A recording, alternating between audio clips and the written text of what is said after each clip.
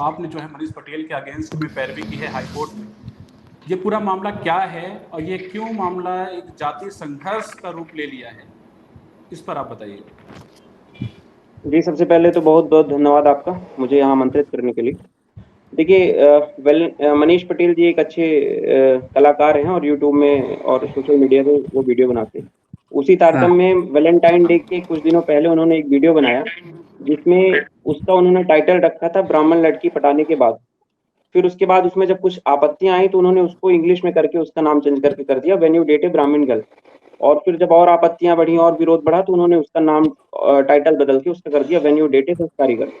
और इस तरह, लेकिन तब तक आक्रोश काफी ज्यादा बढ़ चुका था और अखिल भारतीय ब्राह्मण महासंगठन है, उन लोगों ने संज्ञान लिया और उनके 2 पदाधिकारी आशीष तिवारी और सतीश चौबे ने यहाँ एफआईआर सिविल लाइन थाने में दर्ज कराई।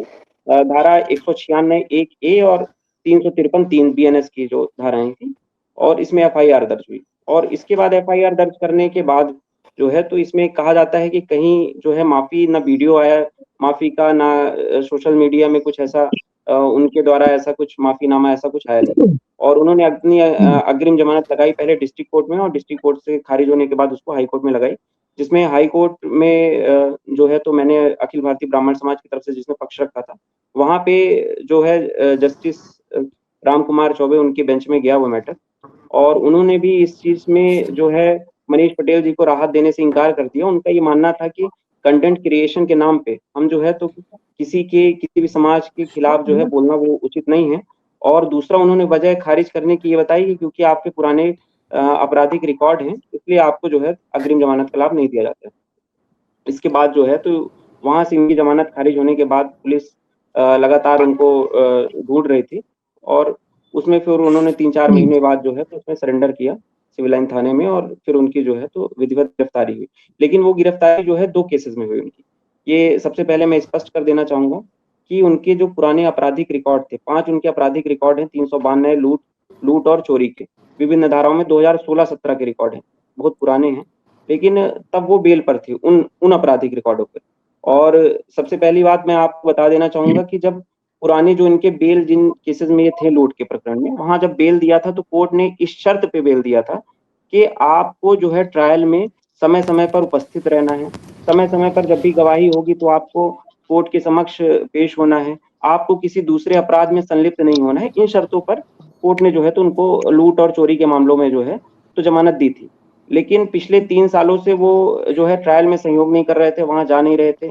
गवाही के लिए जब केस लगा था तब वो वहां अपीयर नहीं हुए, जिसके कारण माननीय न्यायालय ने जिला न्यायालय ने उनकी जो लूट वाले प्रकरण थी उसमें उनकी जमानत रद्द करके उनके खिलाफ स्थायी वारंट जारी कर दिया, यानी आपकी जो बेल जो है उसको कैंसिल कर दिया, जो 2016-17 का जो लूट का ये प्रकरण। मैं आलोक जी सिर्फ आपसे ये जानना चाहता हूँ, ये वारंट जो था, ये वारंट पहले का था या फिर जब ये कथित टिप्पणी वाला मामला आया उसके बाद का था?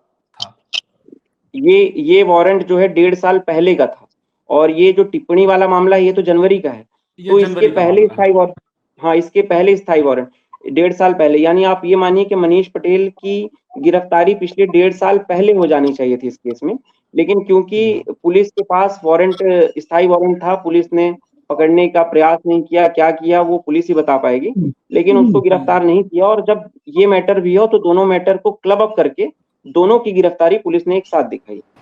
तो फिर ऐसा हुआ कि ये जब जेल गए तो ये इनके खिलाफ यानी दो इनको जमानतें लगानी थी। तो एक तो इन्होंने लगाई जो सबसे पहले जो ब्राह्मण समाज द्वारा जो शिकायत की गई थी, तो क्योंकि वो जो धाराएं हैं बहुत सामान्य सी धाराएं हैं, मजिस्ट्रेट ट्रायल होती हैं, 5 साल तक की अधिकतम सजा होती है, उसमें ये मानिए कि जमानत उसमें मिलना बहुत आसान होता है। उसको चीफ जुडिशियल मजिस्ट्रेट क्या लगाया, जो वहां से खारिज हो गई, उसके बाद सेशन में भी खारिज हो गई। लेकिन इनकी 392 वाली जो स्थायी वारंट थी उसमें भी कोर्ट ने जो है तो खारिज कर दी, और उसका आधार ये बताया कि क्योंकि आप जो है कोर्ट में आप जो है तो उस ट्रायल में सहयोग नहीं कर रहे थे, और आपको जो पूरा पहले इसमें जमानत दी जा चुकी है 2016-17 में, उसका आपने दुरुपयोग किया, आपने अपनी लिबर्टी का दुरुपयोग किया और आपने ट्रायल में सहयोग नहीं किया, इसलिए आपकी जमानत कैंसिल करके आपको जेल भेजा जा रहा है। तो ऐसा हुआ। तो उनका जो सारी चीजें आप ये मानिए कि उनकी गिरफ्तारी जो 1.5 साल पहले होनी थी बस वो इसके साथ क्लब अप होके हो गई, और ये पूरा ऐसा मामला है। तो अब उनकी दोनों यहाँ से जमानतें खारिज हो चुकी हैं, और अब उनके लिए जो रास्ता है वो सिर्फ और सिर्फ हाई कोर्ट से राहत मिलने का उनके लिए बस आशा है। हो सकता है अगर मनीष पटेल ये वीडियो अग्रिम जमानत लगाने के पहले अगर माफी मांग लेते, कोई अगर ऐसा वीडियो बना देते, लेकिन ऐसा कोई वीडियो या फिर ऐसा कोई पोस्ट नहीं है।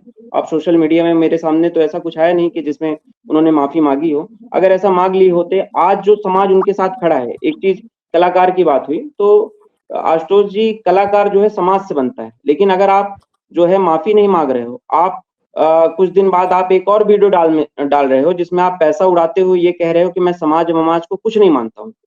आज सही बात। आज आप है ना, आज आप कह रहे हो कि समाज जो है, समाज आपके लिए खड़ा है, ठीक है, आपका सारी चीजें हैं, लेकिन आज जो समाज खड़ा हुआ है, कल क्या ये समाज की जिम्मेदारी नहीं थी कि क्या मनीष पटेल को समझा के कि गलत राह पे जा रहे हो, ऐसा करना गलत है, और उससे माफी मंगवाया जा सकता था। लेकिन तब सामाजिक भावना जो है वो तब सामने नहीं आए, कोई नहीं सामने आए, और आज ये कह रहे हैं कि जो है तो समाज और सारी चीजें ये होना चाहिए। मैं भी इसका समर्थन करता हूँ कि समाज में हम सब एक दूसरे के साथ उठते बैठते हैं, समाज में हम सब एक दूसरे से जुड़े हुए हैं, सबका एक दूसरे से काम पड़ता है, सामाजिक सौहार्द बना रहना चाहिए। लेकिन अगर आप एक कंटेंट और बनाओगे और आप कहोगे कि समाज ममाज को मैं कुछ नहीं मानता हूँ, तो आप कैसे अपेक्षा करते हैं कि जो है समाज आपको माफ कर दे, समाज आपके अंदर माफी का भाव है, पहली बात। दूसरी बात जो वो कंटेंट था आशुतोष जी, उसमें देखिए उन्होंने जो शब्द लिखा था कि ब्राह्मण लड़की पटाने के बाद, मैं एक ये मानता हूँ कि ठीक है, आप जाति आप ब्राह्मण हटा दो,